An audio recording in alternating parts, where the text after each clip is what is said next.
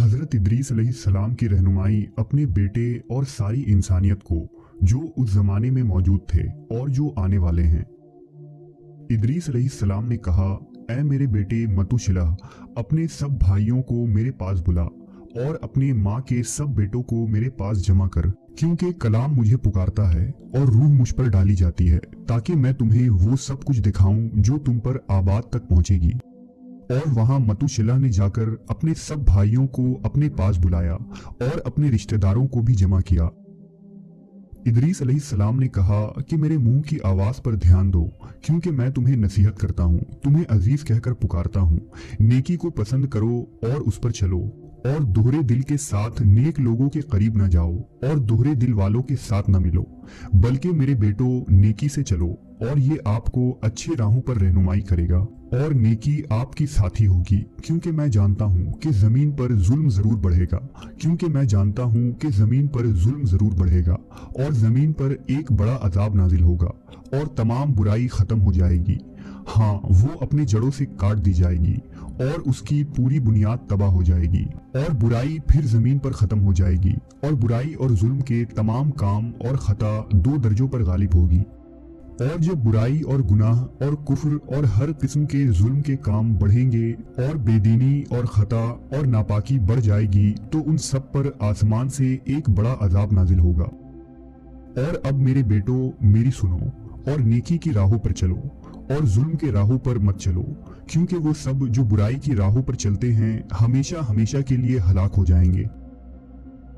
तमाम बनी आदम में से कौन है जो कुद्दूस की आवाज को परेशान हुए बगैर सुनता है, और कौन उसके ख्यालात को सोच सकता है, और कौन है जो आसमान के सब कामों को देख सकता है, और कोई ऐसा हो जो आसमान को देख सके, और कौन है जो आसमान की चीजों को समझ सकता है, और किसी रूह या नफ्स को देख सके और उसके बारे में बता सके। और सब आदमियों में कौन है जो जान सके कि जमीन की चौड़ाई और लंबाई क्या है, किसको इन सब का पैमाना दिखाया गया है, या कोई है जो आसमान की लंबाई और उसकी ऊंचाई कितनी है और उसकी बुनियाद किन चीजों पर है, और सितारों की तादाद कितनी है, और तमाम नूर कहाँ ठहरते हैं, बता सके। और मैं तुम सबको कहता हूँ, मेरे बेटों, नेकी से मोहब्बत करो और उस पर चलो, क्योंकि नेकी की राहें कबूल करने के लायक हैं, बेदीनी की राहें अचानक फना होकर मिट जाएंगी। अफसोस उन पर जो बुराई और जुल्म की तामीर करते हैं और धोखेधड़ी को बुनियाद बनाते हैं, क्योंकि वो अचानक गिर जाएंगी और उनको सुकून नहीं मिलेगा। जो अपने घर गुनाह से बनाते हैं, क्योंकि वो अपने तमाम बुनियाद से उखाड़ फेंके जाएंगे। और जो लोग अदालत में सोना और चांदी हासिल करते हैं, वो अचानक हलाक हो जाएंगे। ऐ दौलतमंदो, तुम पर अफसोस है, क्योंकि तुमने अपनी दौलत पर भरोसा किया। तुम अपने दौलत से दूर हो जाओगे, क्योंकि तुमने अपने दौलत के दिनों में खुदावंद को याद नहीं किया।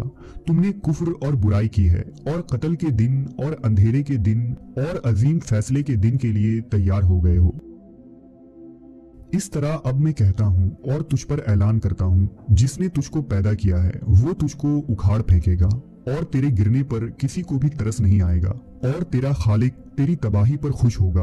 और उन दिनों नेक लोग गुनहगारों और बेदीनों के लिए मलामत की वजह होंगे। ऐ काश मेरी आंखें पानी की बादल होती, ऐ काश मेरी आंखें पानी की बादल होती, कि मैं तुझ पर रोता और अपने आंसू पानी की बादल की तरह बहा देता, ताकि मैं अपने दिल की तकलीफ से आराम पा सकूं।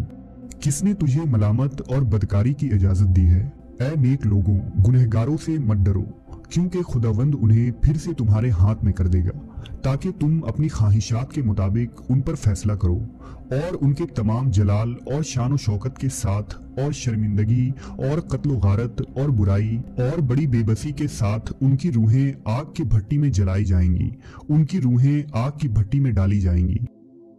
ऐ गुनहगारों, मैंने तुमसे कसम खाई है, जैसे पहाड़ गुलाम नहीं बनता और पहाड़ी औरत कनीज़ें नहीं होती।